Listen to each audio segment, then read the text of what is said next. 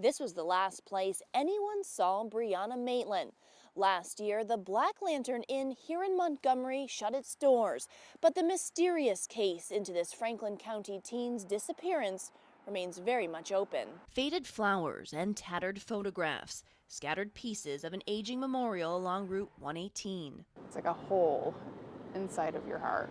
Saturday marks 12 years since Brianna Maitland vanished. It is not a concrete answer at this time. We've yet to be able to verify any of that information. That may or may not be a runaway case. It may or may not be a missing persons case. We don't know what we're going to find for remains, if there is anything. We don't have concrete information. Day and night you wonder, instead of having some kind of closure. The Sheldon teenager's family moved away, but they never stopped pushing for answers. Closure is kind of a funny word because I don't know if there ever is quite closure. Bruce Maitland does not believe his daughter is alive.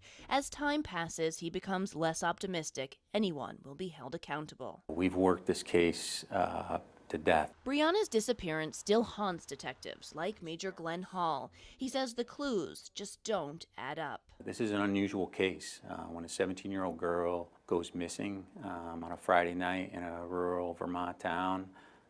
For no apparent reason and is never to be heard from again. It doesn't happen every day. March 19th, 2004. Brianna finished her shift at the Black Lantern Inn. She left work and was never seen again. The next day, drivers snapped these photos of a 1985 Oldsmobile backed into a farmhouse less than 2 miles away. The car was registered to Brianna's mom, but no one made the connection for nearly a week. In fact, days passed before anyone realized Brianna was missing. The teenager did not live with her parents. What we don't know is whether she met someone that she knew or whether she came across someone that she didn't know and what the circumstances were. This is the farmhouse where police found Brianna's car abandoned. Now, eyewitnesses put her car here an hour and a half after she left the Black Lantern Inn. Police say it's a very narrow timeline for Brianna's night to take a grim turn. We are fairly confident that whatever happened very quickly. Loose change, a water bottle, and an unsmoked cigarette circled her car. Were those signs of a struggle? Police can't be sure.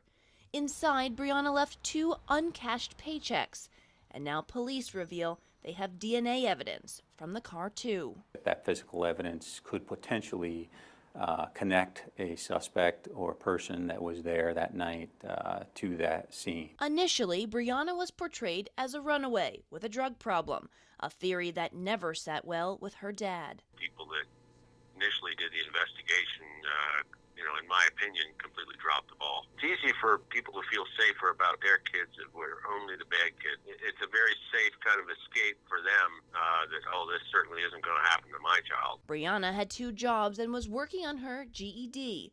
Hall investigated tips of drug abuse, parties, and overdoses, but believes most of those stories were exaggerated. There's just no evidence of that, and while there's a lot of talk about that, we have to deal with facts, and the facts don't back that up.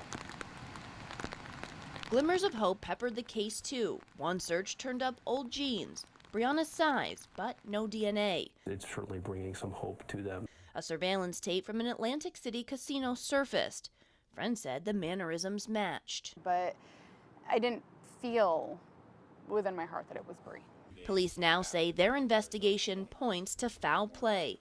Tips still trickle in, but no solid leads. The only thing that we have is hope. Loved ones who refuse to give up until they bring Bree home. Jennifer Costa, Channel 3 News, Montgomery.